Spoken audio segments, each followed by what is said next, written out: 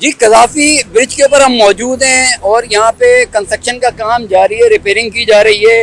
ये सरिये डाले गए हैं यहाँ पे और इन्हीं सरियों को जो है दोबारा से तार बांध के तैयार किया जा रहा है। अब इसके ऊपर सीटू का माल डाला जाएगा, फिर उसके ऊपर जो है यहाँ पे कारपेटिंग वगैरह की जाएगी। हम यहाँ मौजूद थे कि केएमसी के हमें कोई इंजीनियर्स वगैरह मिल जाए जिनसे हम बातचीत कर सकें, वो तो ना मिल सके क्योंकि शाम के तकरीबन कोई 7 बजे का टाइम है, सबकी छुट्टी हो गई है, चले गए। बहरहाल अब ये पिछले महीने तैयार किया गया था और फिर ये ज़बोवाली का शिकार हो गया।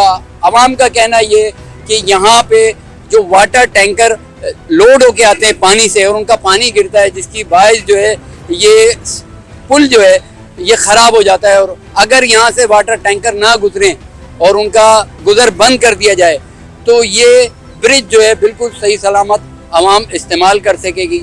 कैमरामैन आसिफ खान ज़ादा के साथ जुनेद हसन सिद्दीकी, पब्लिक पोस्ट, कराची।